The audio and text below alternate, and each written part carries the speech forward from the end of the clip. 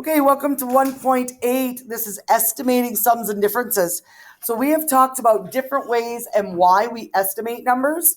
So a couple reasons we estimate numbers is because sometimes the numbers are really large. And again, for space, we talked about in the newspapers and stuff, if we want to save space. So when we estimate numbers, we talk about some that are accurate and some that are less accurate. So sometimes when we round and estimate, they're less accurate.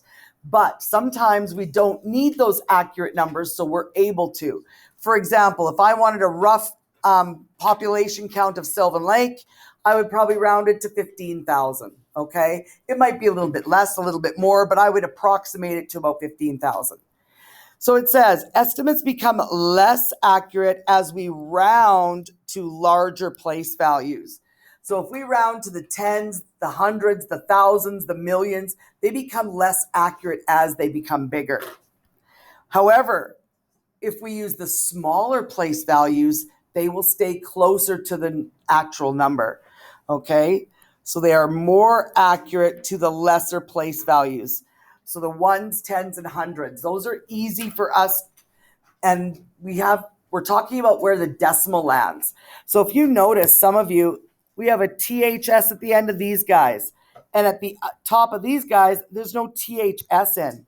What's the difference when something has a THS on the end of it? Do you remember?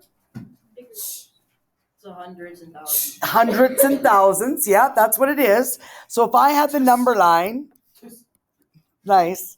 If I had the number line and I called this, I don't know. We'll just go 1. Okay, so if I'm estimating on the number line, we're estimating in between the numbers. That's what we're estimating. So if we look and we do our place value system, if I've got my ones, my tens, and my hundreds, my decimal will be right there.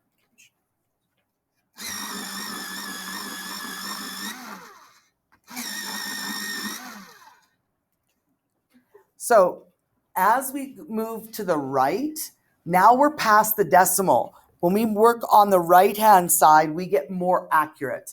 So we've been dealing up to this point with all the numbers on the left-hand side of the decimal. Now we're going to start talking about the numbers on the right-hand side of the decimal, which is our decimal. So we're talking about pennies and nickels. So shopping for clothes. Shopping for clothes, when we shop, we usually round our numbers. Why do we estimate? Well, maybe you've only got a $50 bill and you need to estimate how much money you're going to have left for lunch if you buy a few things. Exactly. So they're going to charge you tax for stuff. So it says you pick 3 items, $24, $32, and $68. Round to the nearest 5 on each of them. Well, 24 would round to 25, 32 would round down to 30, and 68 would round up to 70. So if we add all those 2 numbers, we get 3 numbers, we get 125. And now we're going to try and see what the actual price is. If we actually add them, how close are we?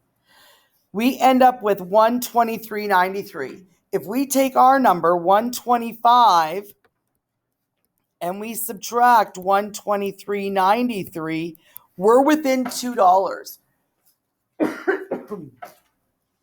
So that means our estimate is accurate. Pardon me? So our estimate is accurate in this case.